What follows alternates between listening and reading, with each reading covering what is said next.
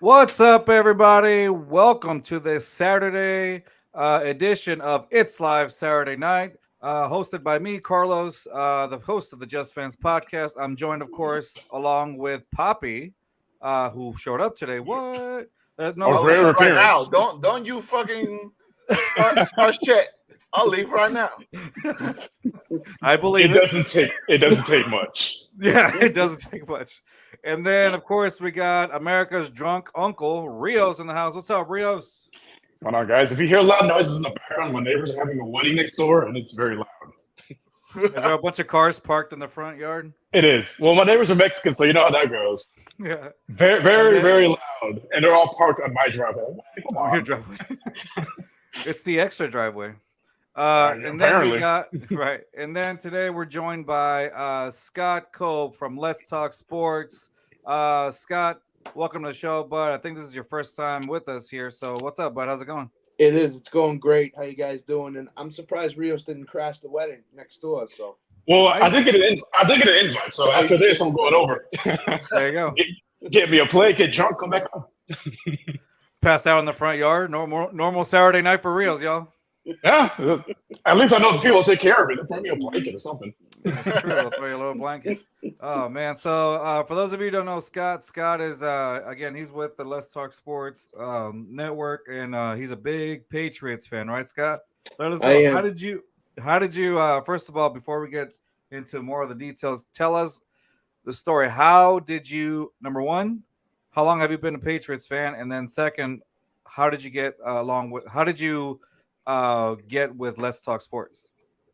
So I've been a Patriots fan. I've lived in Boston all my life. So 40 plus years I've been a Patriots fan. And the way I got with Let's Talk Sports was Dan Harris puts out these tweets on Twitter, looking for new voices, any team that you follow, that you cover, let me know. So I just sent him a DM back and said, I'm in Boston. I cover I like the Patriots, Celtics, Bruins, Red Sox, all the Boston teams. So I'd like to, come on once a week and talk about it. And he said, let's do a 15-minute show. About a year ago, I got on there. Let's do a 15-minute show. Let's see how it goes, and then we can talk after that. So went on, talked about the Celtics and the Patriots, I think. And then he said, I like what you talked about. I like your comfort level on camera. Let's grow you a little bit. Let's start growing you. And when he said a little bit, I thought, okay, I'll get one or two guest appearances a week on Let's Talk Sports. It started that way, but now it's turned into an everyday thing on Let's Talk Sports. I'm on one show every day at least someplace. So, and I love it. I absolutely love it. Dan is a great man, does great things behind the scenes, does great things with everybody on Let's Talk Sports. So that's how I get started. Yeah, that's true. Yeah, Dan the man, y'all. Yeah, Yeah. Dan does a lot of great stuff for everybody on Let's Talk Sports. Oh, look, we got our first comment. Sam Scott got that midlife crisis beard going strong. Oh, man. Oh, Leave the geez. man alone, brother. Seriously, he just got in like Right. 2 minutes. 2 minutes in, he's already talking mess. Goodness gracious, Sam. this Next is the week, stuff we talk about behind the scenes on the new show. That's Next week, he buys that midlife crisis Corvette next week. Yes, he does. Dude, that's your co-host. We were talking about you. So for those of you who don't know, also Scott is part of the Botkins and Fanatics show. Yeah, it is. Botkins and the Fanatics show on Let's Yep. Talk Sports. If you haven't checked that out, Watkins. Botkins show, eh? Check it out. It's a great It's also a show. venereal disease. The Botkins bump. If you get the Botkins bump, you need to go get your Please get it checked out immediately. That's Exactly. what Sam said the other night. Bodkins just took off on him. It was funny. Oh, they were going off in the comment section. Oh, dude, yeah. The last time we were on. Was it last? It was, I think last Wednesday. Saturday? Wednesday, yeah. No, that wasn't Wednesday. It was. Oh yeah, Wednesday morning when we had Dan on the show. Yeah. The boys were going off on the chat like it was like they were. It was basically like a group chat. That's what it was. It was a group chat. We going couldn't on. display half the stuff they were saying. Yeah, I accidentally displayed one part of it. I was oh crap. Oh, yeah. But yeah, that's where it is. I normally think they never forget there's a show going on and just start Yeah. going off on each other. exactly. They did. Yeah. Nonetheless, man. All right. So since I know that you're a big Patriots fan, Yeah. can you describe to us like we always see it from the outsider's perspective, but let us know how did it feel like being in Boston with like the whole Brady thing since he started. So after like as soon as Brett Lisell went out, Brady comes in. What was your exact feeling at that time? I want to hear it from a legitimate Patriots fan. So the Mo Lewis statue hasn't been built yet. First of all, we're waiting on that one. Got it. Mhm. So at the beginning, it was just here's this rookie kid coming, second year kid coming in for Bledsoe. Nobody had any expectations. They were like, okay, if we get to 500, that's a great season in his first year, and then we'll build on it, as it goes on. And then as the season got on and he started getting more comfortable, less people forget he threw for 150 yards and no touchdowns in his first game against the Colts. It was Right. the defense that carried the day, so to speak, for them. But as the season get on, he started to rack up these 300-yard games. You started to see confidence in him. And then all of a sudden, they lost to the Rams by 7, who were the greatest show on turf in Foxborough on a Sunday night. And everybody was like, you know what? We get in the playoffs. This kid might be able to do something. Mm-hmm. And from there, it just, that first Super Bowl, fans' impressions of him just grew and grew and grew to the point where once they got into 2003, when they beat the Eagles, and then, they beat a couple other teams, it was like, damn, this kid is really, really special. And that's just it. And I could never have ever imagined a season where Brady was not there. And then when he tore his ACL that in 2007, we went 11-5 and missed the playoffs. And it was like, we need Brady back. And then the next year he comes back, he just picks up right where he left off. So, he's a special type of talent that you don't see very often come into the NFL that nobody was high on. Even the Patriots weren't high on. Belichick got into the 6th round, and he's like, this kid is still here. We're taking him. And they took him. And from there, it's just, he told Bob Kraft that this is the best move you'll ever make. And sure enough, it was. So Understatement of the year, of the century. Of the century. Yeah, that's how much confidence he had in himself, is that he goes to the owner and says it's the best draft pick, best move you'll ever make as an owner. And he was 21, 22 years old, right out of Michigan. Yeah, sure enough, I was gonna say, like, I remember like seeing.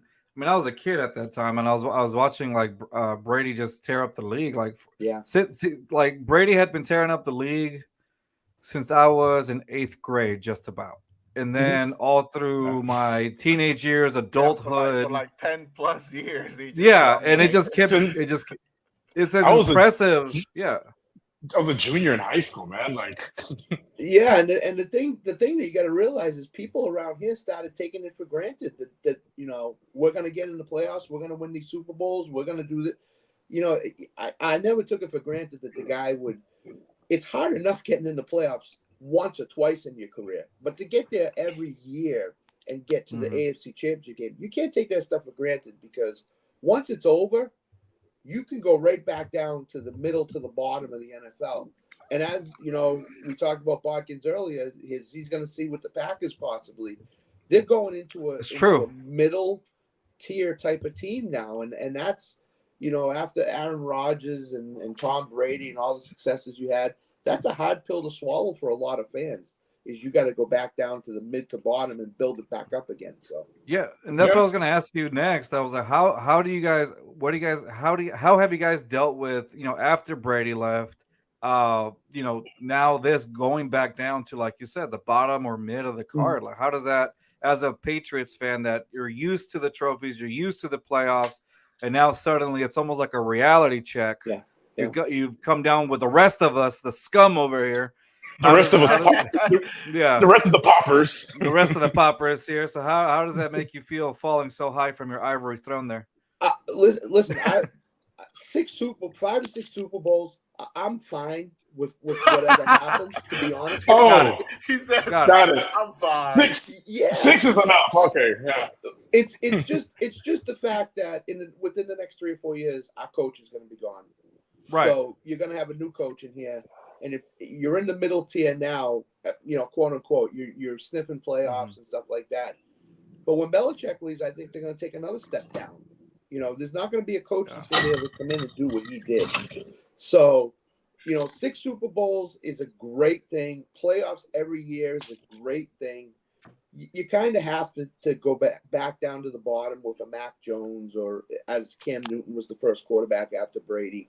And then you have to rebuild it again. And it's fun to see how they're going to rebuild this and get it back up to where they were. So that's the fun part for me as a fan. Let me see how you rebuild it again. And Mac Jones could be the beginning piece. Getting Bill O'Brien in could be another piece. Sorry. If, as an offensive coordinator, not as a head coach. I don't want to see him as a head coach. Right. Okay. So Well, when Belichick leaves, yeah, when Belichick, Because because honestly, that's what it is. He's been wanting the Patriots head coaching gig for the longest time, even when he was here with the Texans. That's the whole point of the DeAndre Hopkins trade. Right. he was trying to get fired. He was trying to get fired, but what do the Texans do? Promote that man. They make him Only O'Brien could fail forwards. Like, honestly. And only what was the rumor up here? fail forward. What was that, Scott? The rumor up here was Josh McDaniels is the heir apparent. I won't see that either. That's I don't see it. Yeah. Based on what he's done with the Raiders and did with the No. Broncos. I don't want to see that either. So and it's funny because it looked like Josh.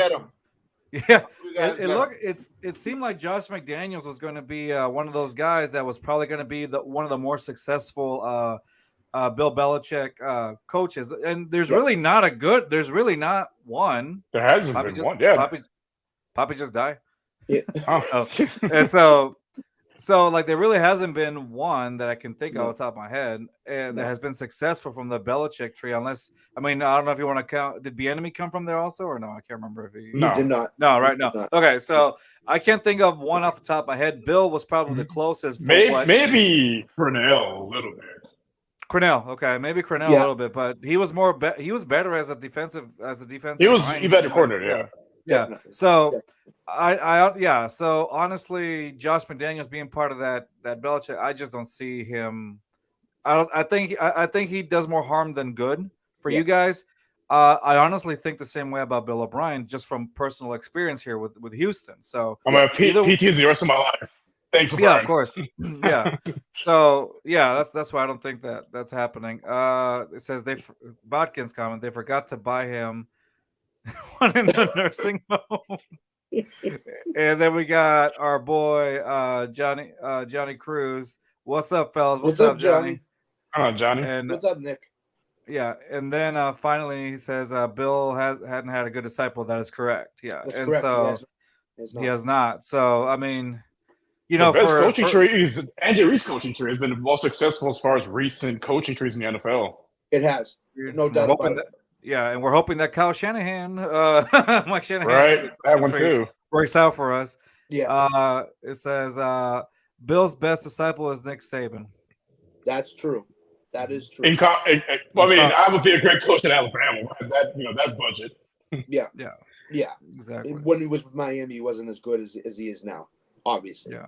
Nowhere near, and he quit on nowhere near. Yeah, he quit. Snuck out in the middle of the night. Peace, guys. Best of luck to you.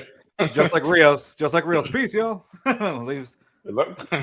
Sorry, y'all. Speaking of leaves, did you get? Let me guess. Did you get DoorDash and then you have to go pick it up? No, I saw a cockroach the size of fucking Texas that needed to be dealt with immediately.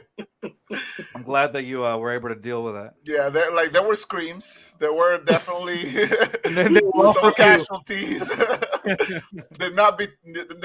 Need to be on tape. So he did not go willingly. We're gonna hear the neighbors knocking on his door. Is everything okay, sir? Yeah, we heard a lot of screaming and crying. Yeah, I'm gonna get a freaking wellness check coming in a minute. So, Poppy, we're just talking about the Bill O'Brien and Josh McDaniels, basically all the quote unquote disciples from Bill Belichick that have not been. Yeah, and Botkins wrote he snuck out like Rios' girlfriend. She didn't sneak out. She got kicked out. Let's get her right.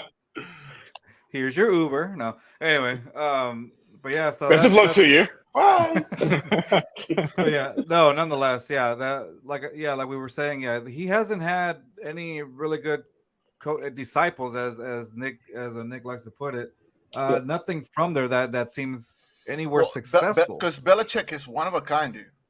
Belichick is the guy. It's not about a system. It's not about a way of thinking. It's him. Mm-hmm. He's the one that really, forced that team to begin with and continued. Like, because how many actually like GMs and head coaches actually get it right for a year or two, right? They get the right players, they get the right system. But like, they make a deep run one year, maybe a Super Bowl next year, and then after that they just fizzled out. Belichick did not. Belichick, and doesn't matter how many people were under him at the time, no one can really understand the way that man is. Right. He is a character. He's like the Greg Popovich of the NFL. He's like one of those dudes that he's been around, he's seen it all, he's done it all. Right.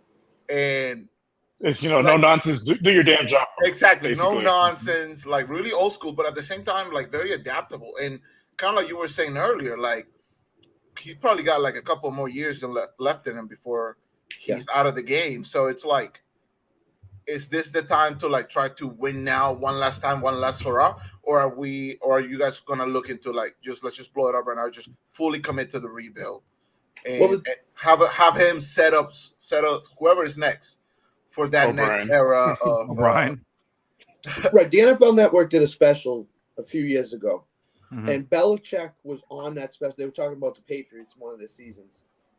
They lost to Baltimore in the first round. He said he wasn't going to be a Marv Levy type of guy and coach when he's in his 70s. Well, he's in his 70s. He's still coaching.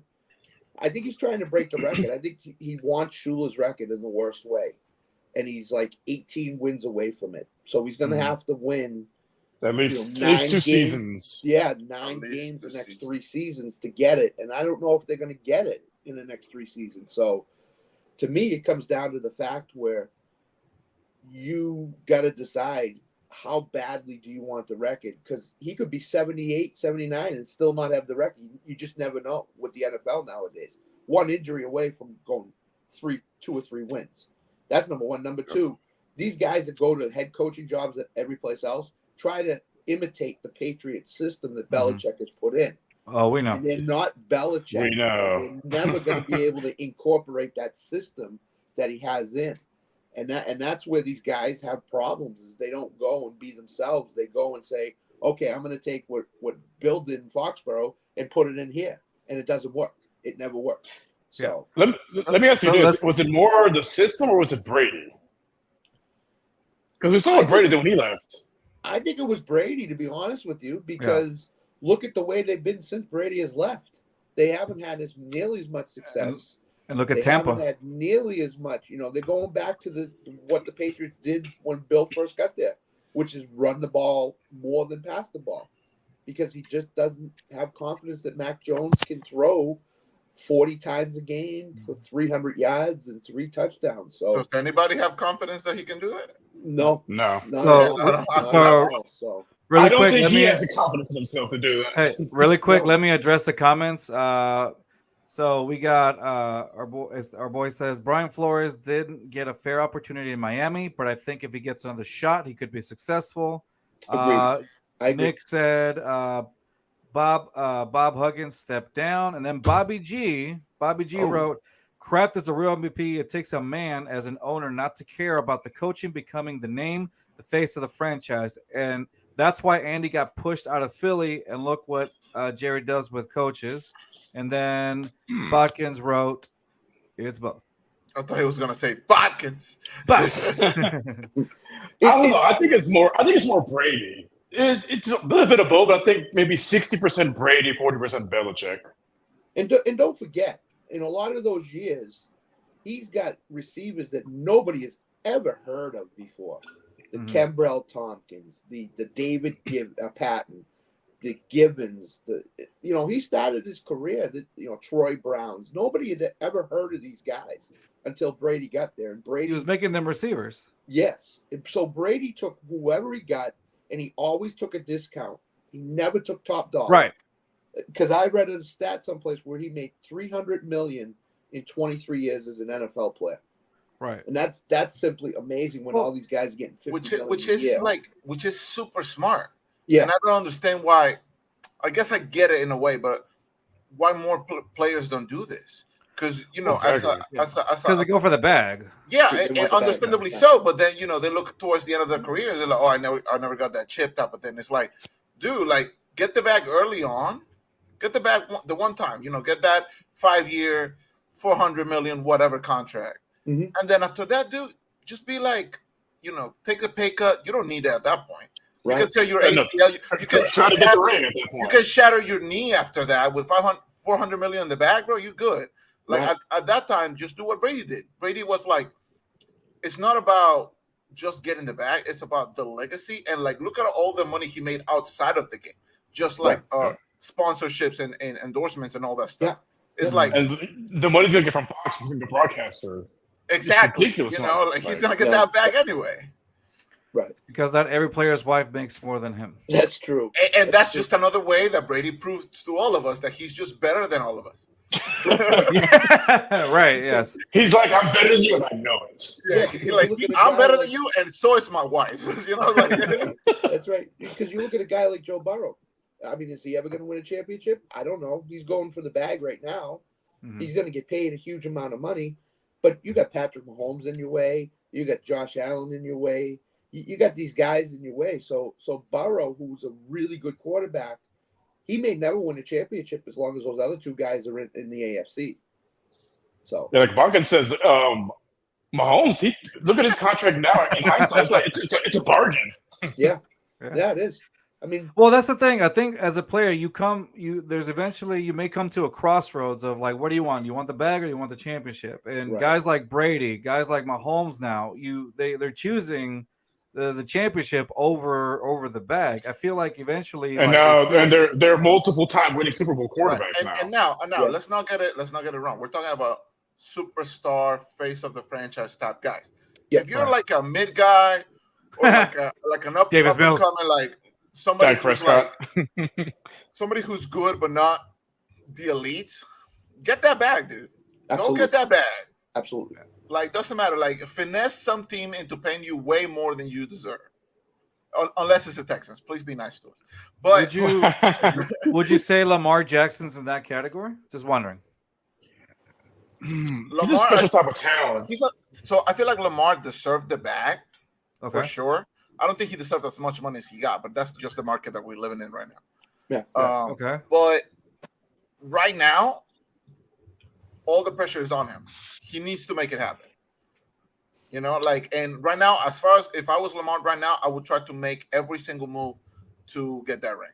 Now that you got the bag, just get the ring, dude. Yeah. If it means in a couple of years demanding a trade and trying to, move away from that Push your way situation. out.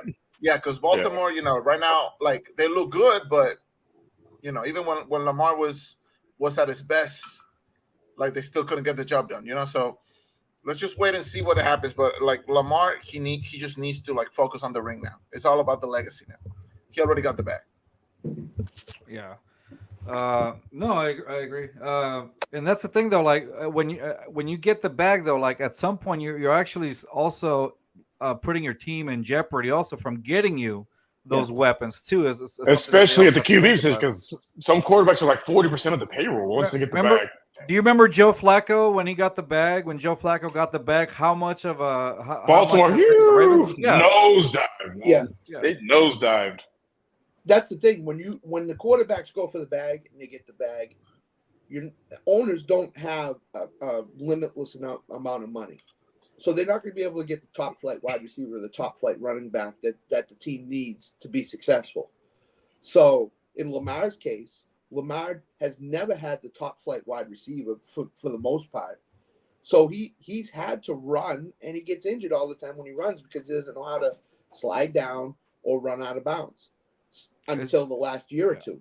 So to me, it's doing a disservice to go for the $45-50 million contract when you need some wide receivers to throw to. He's got Beckham this year.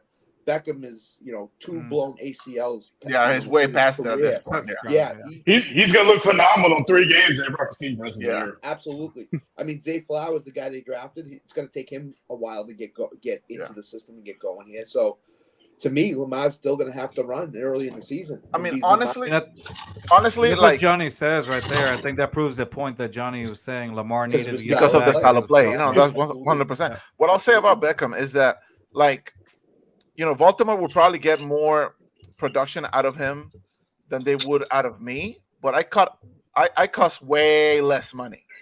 Yeah. Where I'll do whatever Beckham does for like $100K a year. You Got it. know, like you get like 5 snaps out of me, and that's Dude, it.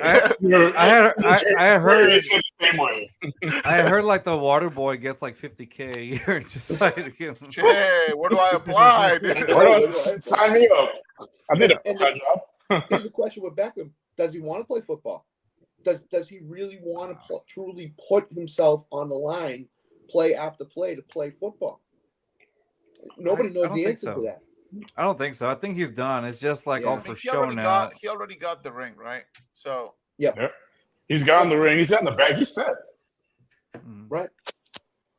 Yeah, What I did don't- they give I him, don't 20 think- million this year? I think they gave him 20 million this year. I think so. Yeah, they gave him That's about. about- No, it It's was 18 million. 18 I million. mean, just That's about, crazy. yeah, I mean, close to might as 20, well. but yeah, it's, Like I feel like that was like, maybe, I think he might be worth 10, but not 18. Not even. because No. at that point you're paying for the name. You're paying for Beckham for 5 years ago. So, just to let y'all know, it's a 1-year deal, 15 million. Yeah, which Okay. is, which is Still an too much. overpay. 15 still It's an too much. overpay. Yeah. It's still Because too how much, many honestly. games realistically would he actually play? Maybe 10, 11. I maybe. think the over-unders around 10 probably. Yeah. Is that worth 50 millions? I doubt it. I No. doubt it. I doubt Unless- it. Especially those 10 especially with a quarterback like Lamar who's just gonna run the goddamn football. I know, unless in those 10 games he goes for 1,500 yards and like 8 touchdowns, 9 touchdowns, then it's worth it. But other than that, Socialite dressed like a football player. Bobby G coming in. Oh man, that's a good one. That's A good. I like that one. socialite. Yeah, man. Yeah, I don't think Beckham was worth that much. Like I No. don't think so either. Beckham, I And I think that's and why I that's can see his why bag. I can see why Hopkins is asking for that much. And Hopkins eyes, I'm way better than Beckham at this point. Like I should get more than that. How And much see, is and that it for? and that's what I'm thinking. So there was a I don't exactly know what the deal is for Hopkins. I know is whatever team he goes to, there he's gonna prove a point there. So Yeah. obviously, do you now, Scott? Let me ask you this, because the biggest rumors are that he might end up going to the Patriots. He's been in the Patriots locker rooms and his posts. Mhm. He's and I think you had told me one of the players posted today the best GM in the world or something like that. Yep. Tell us what the buzz around DeAndre Hopkins is over there in Boston. So there's been 2 schools of buzz here. The first buzz was, the visit didn't go as well. You know, he left the facility without a contract. He's not coming here. Well, if you remember, he left Tennessee without a contract, and then Same. Tennessee gave him a contract a couple days later. That's number one. Number 2, the other school of thought is he had a great visit.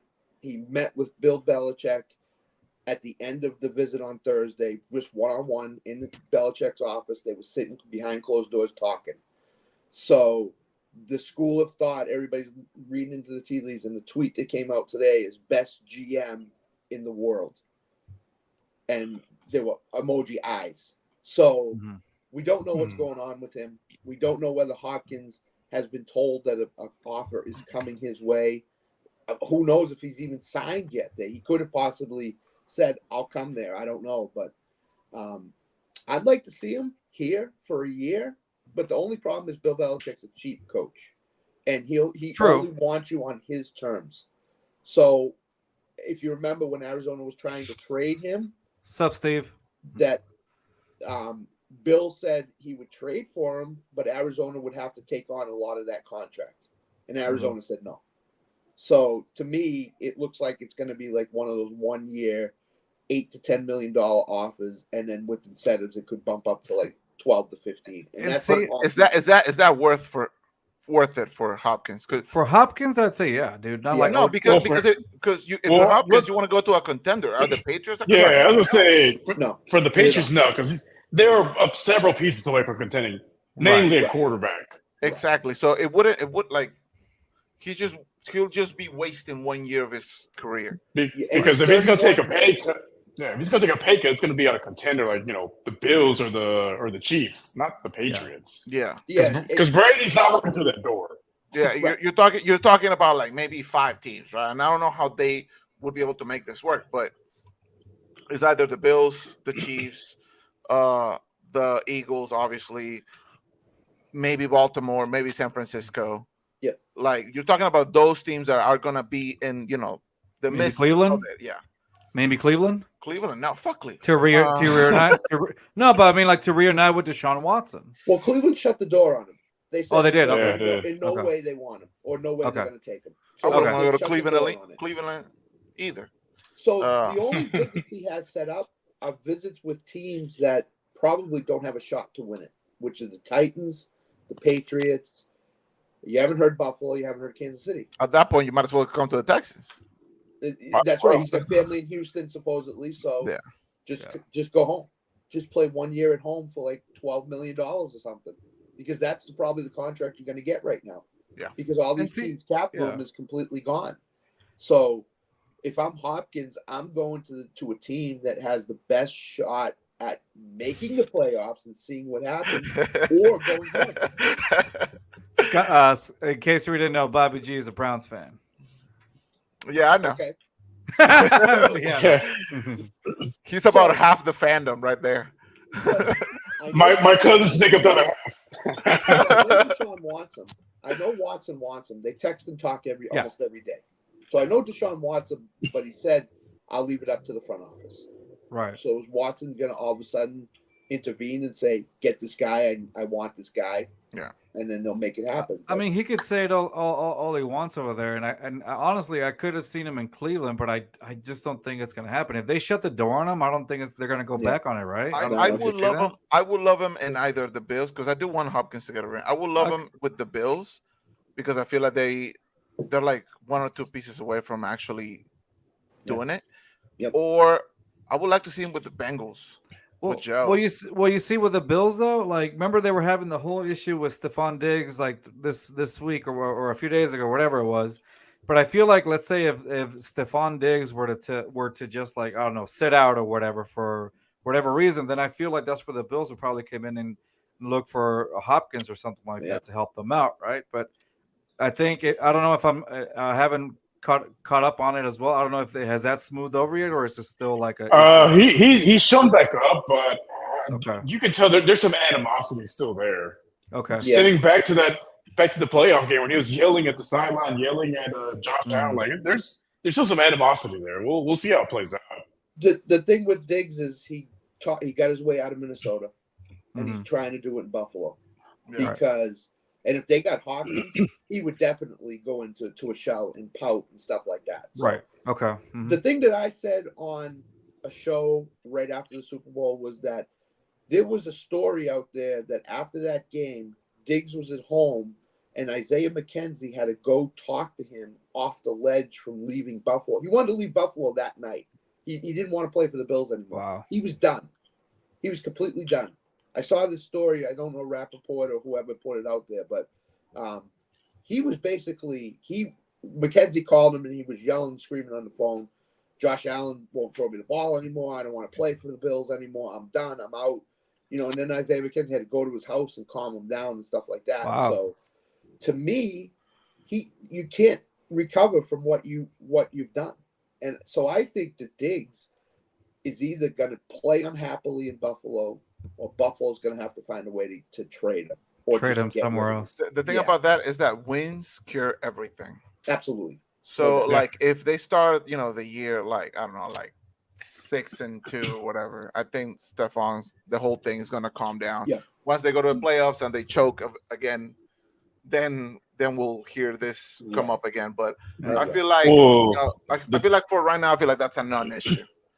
Yeah, he'll give you like a half-ass apology. No, I was just kidding. Or it's part of the process it always happens. But I will say this: the way the division, especially now with Aaron Rodgers there, not necessarily the favorite to win a division. Maybe anymore. not, but the Jets are still the Jets, and Aaron Rodgers, yes, he's great, but he's also like much older, and he hasn't been able to do basically anything in the past couple of years. So like, Right. yes, the Well, change. look who was throwing the ball to. His best receiver last year was Exactly. Alan Lazard. The team He's is got the weapons team now. is better. He finally got out of the Green Bay situation.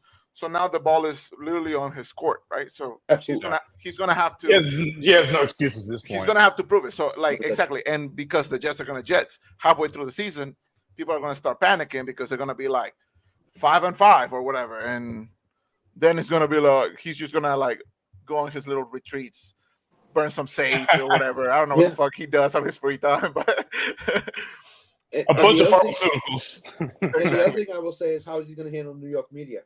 Exactly, dude. because I've never seen this before. I mean, Green Bay's bad for sure. Green Bay's bad, like especially when things are going wrong. But New York, even when things are going right, they're still in your face about every little thing.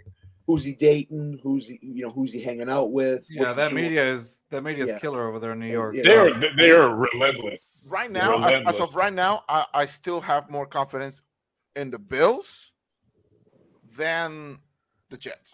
I still take the I'm gonna take the Bills over the I'm gonna say in that division, Bills, Jets, Patriots. I'm forgetting somebody. The Dolphins. Oh, I take that back. Sorry. I want to say the Dolphins are last. Come on now. Sorry. I apologize. Bills, Jets, Dolphins, Patriots. Sorry, Scott. I've already made a wager on the Dolphins winning the division. I think the Dolphins have everything that. I think it's between the Bills and the Dolphins. Yeah, because if you remember when the Bills went down to Miami, Josh Allen struggled big time. I know it was hot, I know it was humid and stuff like that, but Miami's got a better defense with Jalen Ramsey now and Vic Fangio.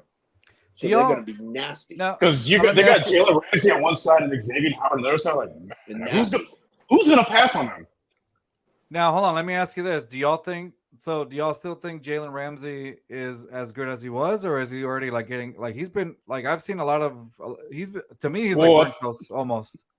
I think the problem was that had him playing all over the field versus having him on one side of the field, and I think that's not playing to his strong suit at this point in his career. Like you need him it's on more one a side. scheme. Yeah, so it's more of a scheme issue. Okay.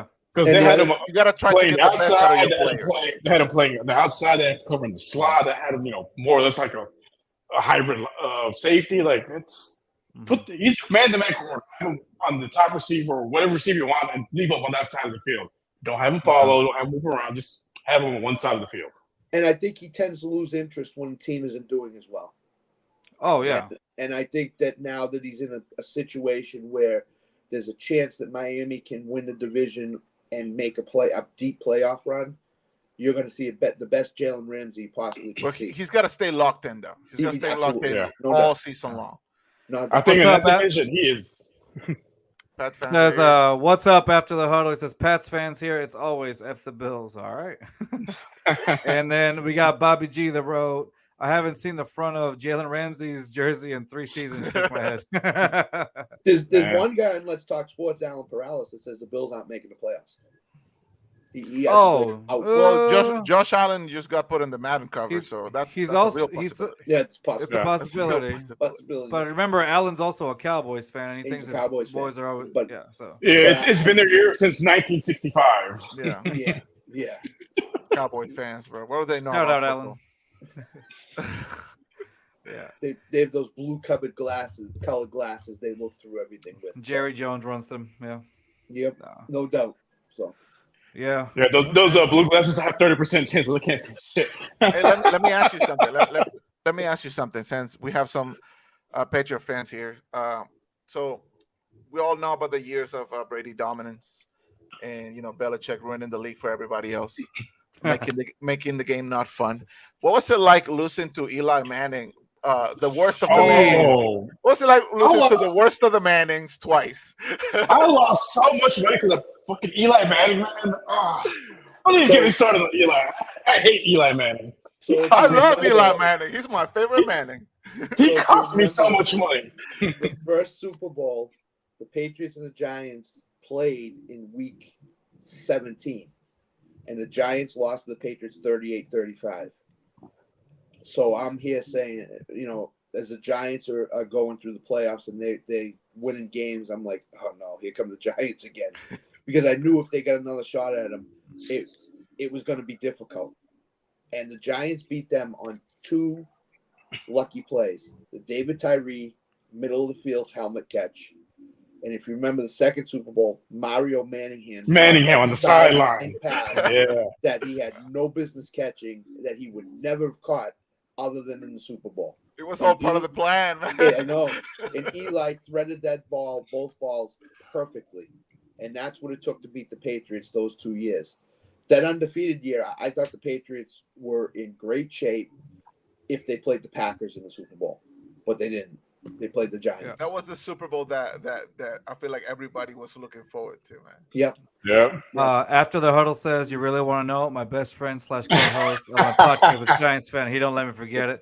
Hey, really quick, you did after the huddle. You asked this question, and Rios, back me up if you. I'm gonna answer this question first for him, and then Rios, since you also do fantasy with me, let me know what you think about what I said.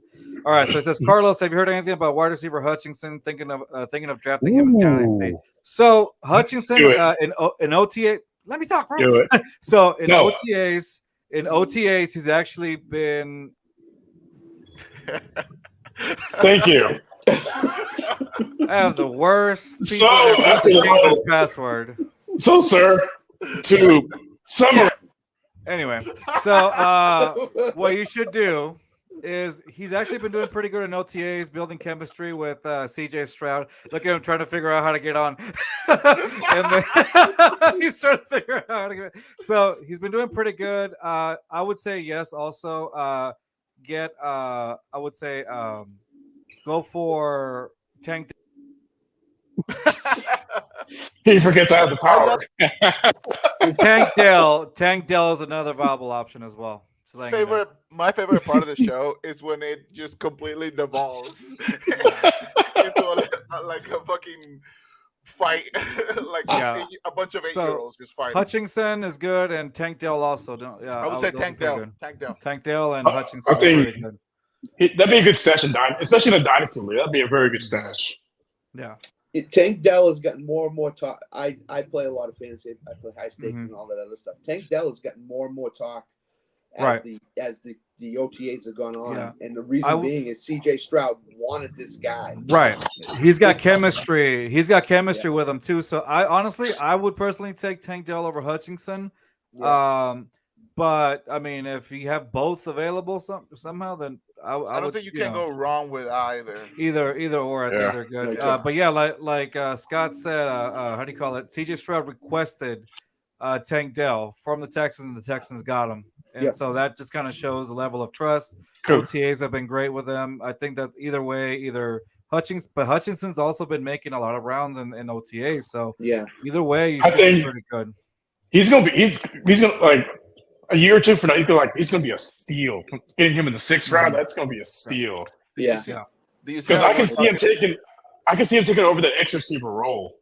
Yeah. Do you see how we were talking about how the Giants dominated? Not even the Giants. The Eli Manning dominated the Patriots on those Super Bowls, and then after the huddle, just changed the topic completely. Yeah. I'm on to you, brother. Let's go back to it. Eli did make his career off of those 2 Super Bowl wins for sure. Hey, if you're gonna beat the best player in the game and the best team in the game twice, in the Super Bowl, more power to you, brother. Right, like you beat Brady when he's having the year of his life, and with the Randy Moss. Yeah. People back then, people like celebrated. Fans all over America celebrated whenever they would get a win over the Patriots in the regular season. Mm-hmm. Right. My guy did it in the Super Bowl, the game the only game that matters at the end of the season. No doubt. No doubt. I thought that was the easiest bet of my life. The first Patriots Johnson were like, "Oh, this is easy money." No, it was not. I was not having a good time. I'm like, "Come on, bro." Well, like I said, what's going on? The thing about it was they put 38-35 in the regular season.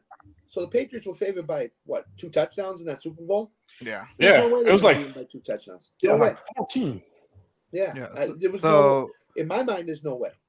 So after the huddle wrote, so as of right now, we're 20 rounds in the 24-round draft. We have Lawrence, Kelsey, Diggs, Hill, Stevenson, Mixon, Cedric, Tillman, Kirk, also in Dynasty.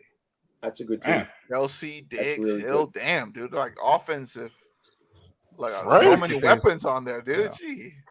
That's really good. But I would. Boys playing Madden on rookie mode. Yeah, I'm saying, I would be dude. wary Tyreek's talking about retiring in 2025. So Do you see it happening? I don't know. I mean, he's done everything he basically can do. I think in the NFL. Did he won? Did he win the Super Bowl? The first one with So He did. He did. He's done everything he can. I think He's won a ring. He's got the bag. It's like, this place just play for fun. He got his contract. He's just basically playing. I think I believe him. I won't say I believe him this time. I think he's done after 2025. All right. So, Scott, you were telling me a little bit about. By the way, big shout out to the good old boys, fantasy football. Appreciate you guys coming What's up, on guys? and joining. What's up, guys? Scott, you also you said you do a lot of you do some, not a lot like you're a gambler, but you do some betting. Is that correct? Yeah. So Yeah, that's he one has of a- the. It's It's an intervention. It's a problem. It's an intervention. Sorry, it's an Your intervention. family Scott. loves you, Scott. Please come back home. So yeah, come back home, Scott. Apparently, Dan chose us three to give you an intervention on your gambling problems. That's what's happening. Everybody, If anybody can't get through to him, it's gonna be the it's just just fans. Fans so- boys. It's those three degenerates. I would tell anybody out there, okay, that wants to get into it or wants to do it. My bets are $5 and $10 at the most. About 80% of them are. If I have a really good feeling, I'll bet a little bit more. But the reason I do it is it builds the bankroll up, and then you can extend your bets. But I haven't taken any money out of my pocket for bets in months because I've just hit so many bets that it's built up. So to me, yeah, I do bet a lot, but I bet on the low end. I don't bet 100, 200, 500, 1,000. I don't do that stuff. That's way too much money for me. I did on that undefeated Patriots team because I thought there's no way in hell they're going to lose. I was gonna And say. I So probably what? would have too. I probably would have too. In all honesty. So Scott, what would you say is your best advice for those people that are starting out in a state that allows betting to happen, unlike Texas? Yeah. But what would be your best advice for somebody starting? My out? advice would be to Stop. Stick with one. Don't stop. My advice would be stick with one sport, get really good at that sport, and then try. Like, I was on a betting podcast where we profited 30 out of 32 weeks of the year, sides and totals. This guy bet $100 on every game. He had the wherewithal and the means to do it, so he did it. But I would say stick to one sport, bet very minimal, $5, $10 bets. That's it, because you can get in serious trouble if you bet $100 every game. Just stop. No, you got to get really good at it. I mean, really, really good at it. And then you go to, if it's baseball that's your sport, bet on baseball, and then go to football. Once you get really, really good at baseball, it takes a lot to get really, really good at betting. 52.5% success rate is where the average bettor is at. If you go above that, 59% is you can go out, as the guy said when I was on the podcast, you can go buy a house in Las Vegas and be a professional bettor. Wow. But I hit like 55% of my bets. I'm not at 80%. I'm at 55%. I do lose. Some days you lose more than you win. Some days your betting equity goes down. And then you just rebuild it back up again, but you never go off your means. So go with one. The major advice I would give: one sport, get really good at that, really good at betting, and then look elsewhere. Liquidize all your assets. Go to Vegas. Put it all on black. Let fate decide. I'm putting my mortgage on the Chiefs winning it again this year. There you go. If After I'm the all huddle, this, guys, I need a place to live. after the huddle wrote, I won one bet on Matt Judon's sack. Haven't won since. Because man. here's what I'll give you. So I was on Twitter. There's a guy on CBS Sports. The PGA Championship. Brooks Koepka won it. He, after the first round, liked what he saw inside the round, and Koepka was at 4,600 to 1 to win the championship. So I threw some money on it. I just said, okay, I'm going to throw some money on it. Wasn't an exorbitant amount, was just a little bit, and he won. And that builds your bankroll, and that allows you to bet. And if you see, like, You know, like today, you know, Kansas City and the Angels. I bet the over on it, but I put a little bit more money on it. The final score was 10-9. I hit the bet because of that. So it builds the bankroll a little bit, but you have to know what you're doing when you bet these. You just have to know what you're doing. So. Exactly. So after the huddle wrote, during the season, would y'all be interested in doing a crossover episode? We do preview and post reviews of games, of course. Awesome. We Yeah, would, definitely, we man. would be up for it. So after the huddle, check those guys out, please. And we will gladly talk about it, and we'll see what we can do. Some crossovers. That'd be. We're always open to crossovers for anybody. So we're down for that. Mhm. But yeah, no, I appreciate the betting advice, Scott. I don't know when I would use that because again, we live in Texas and it doesn't allow any betting.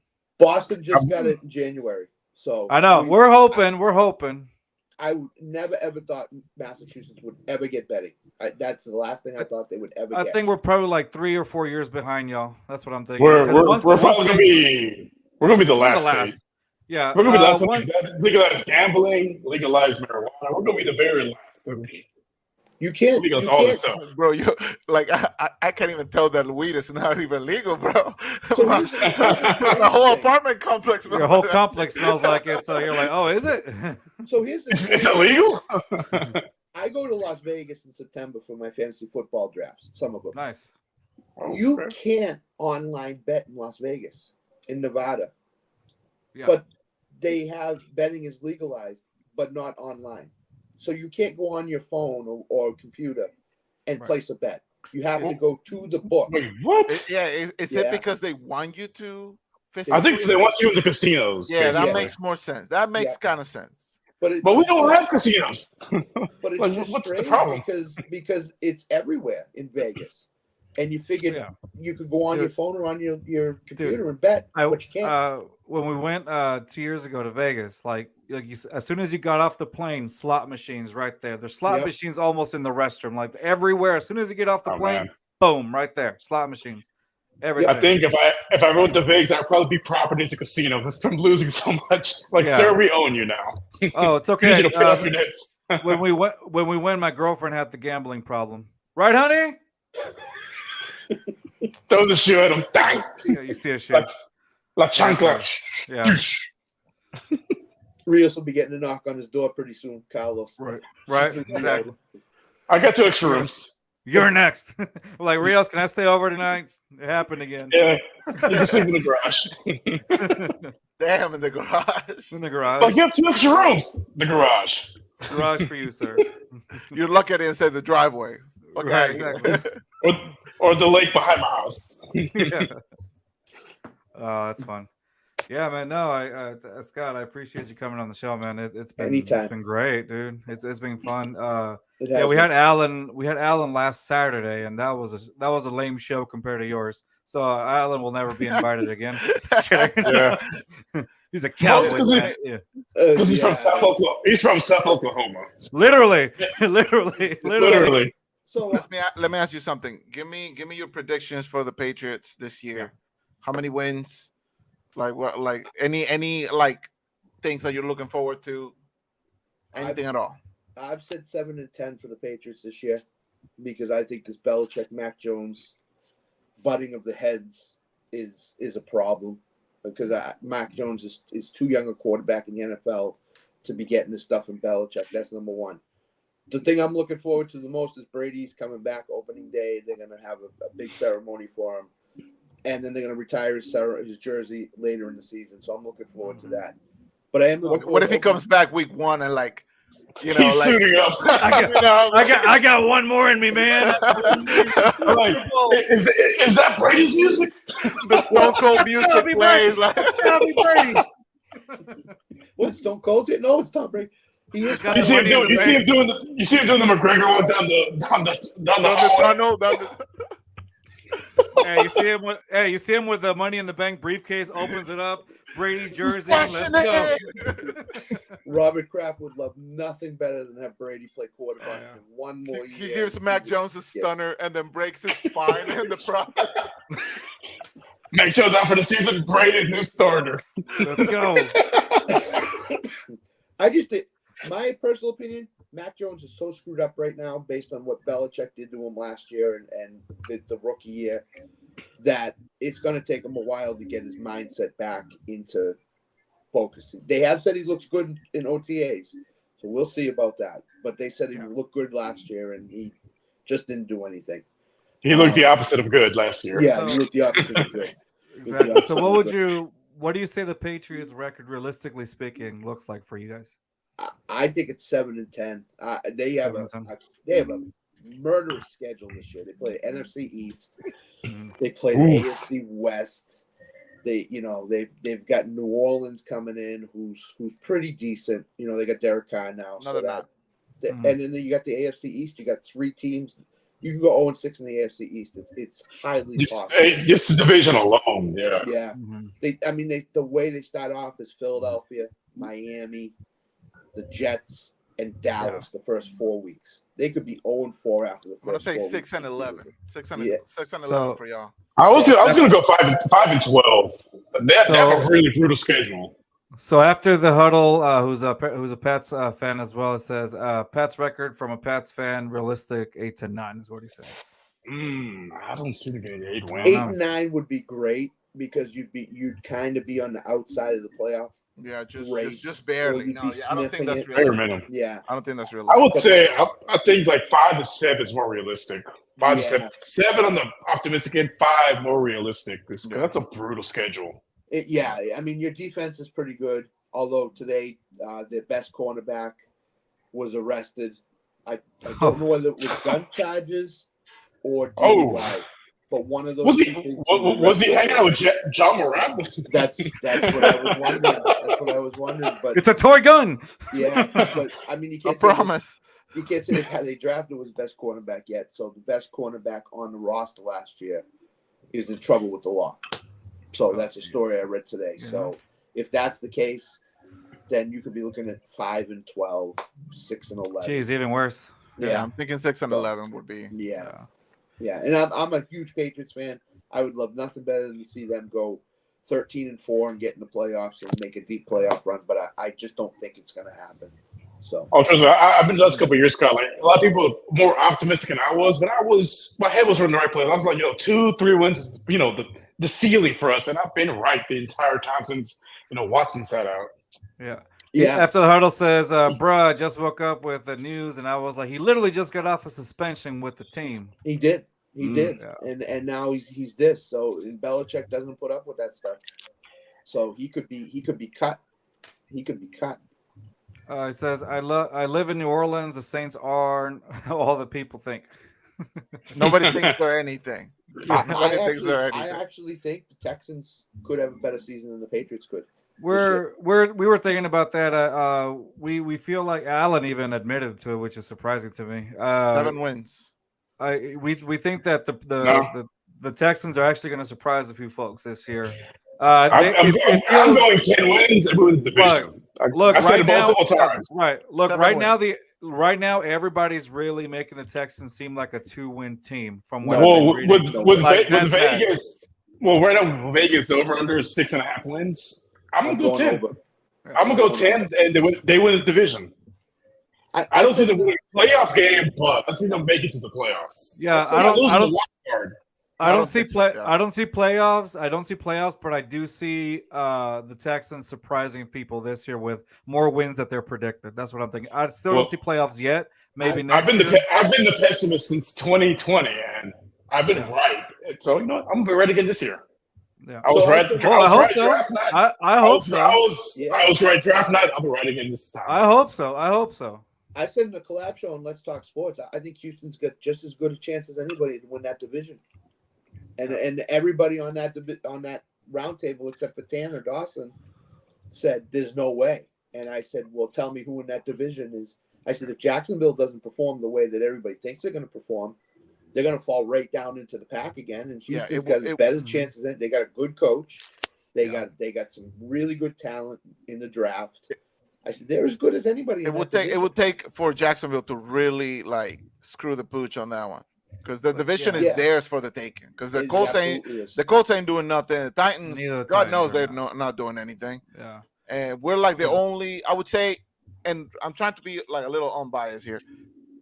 Out of those three teams outside of Jacksonville, we're probably the ones with a better chance of maybe being on the top of the division come the end of the season. But like I said, we'll have to take Jacksonville like a real shit show of a job for them to like really give up that spot. I totally agree. Exactly. Not even. I see Houston sweeping Jacksonville this season. I think it's going to be a good back and forth. It's back and forth. I think they give him a fight because I still remember the game last year where they completely ran us out the field. Yeah, that was we had Davis Mills at quarterback. Yeah, but you're counting on CJ. You're counting on CJ to come in and be like freaking Aaron Rodgers type level. It's not going to happen. Whoa, CJ right now is miles above Davis Mills. Let's be realistic now. Like, he'll definitely be week one starter because at the end of the day, if you don't beat Davis Mills for the job, there's a problem, bro. You're screwed. You don't take a quarterback like number 2 and not start in week 1, right? Yeah, exactly. At that point, I think with this, they want him to earn it, and he's had to do that his entire life. High school, college. He's adversity. Adversity builds character, and that's what's going to happen with CJ. So he'll eventually end up winning it. I don't see, like I said this last week, Rios, when Alan was on the show. Case Keenum is more of like coaching.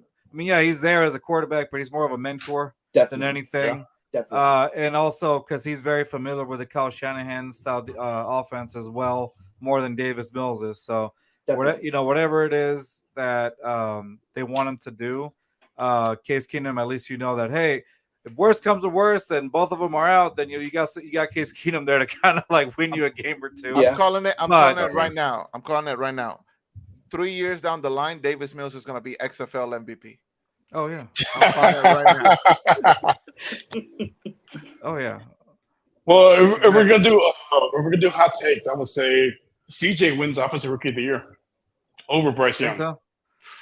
Jeez, you got a lot of optimism, bro. You become Poppy. I know. You become. Remember last year when you were all optimistic on Davis Mills? Yeah, because I was hopeful. Yeah. It looks like how the turntables have. Turntables, yeah. Except I've been right with predictions. This one down here, not so much. Yeah, no, you're right. You're right about that.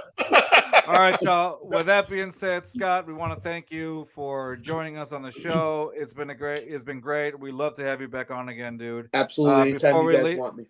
Thank you, sir. Before we leave, After the Huddle wrote, hell yeah, we're first-time content creators, so learning the ropes. We have our episodes on our page on Spotify. I don't know why you came to this page to see some content. We're definitely not doing that. We're not giving you the best, bro. You got 3 degenerates and a gambling addict. Yeah, there you go. He's got to go to counseling after this. Yep. No. All right, man. Well, going to lead the way. So there you go. Exactly. All right, Botkins. Oh, and also, After the Huddle, if you ever hear this thing called "I'm going to give you the Botkins bump," don't walk away. Don't do it Immediately. Don't do it. All right, y'all. That's going to be it for our show. Please get some penicillin stat. All right, y'all. That's going to be it for this week. Scott, don't go just yet. All right, y'all. We'll see y'all next week. See you later. Peace.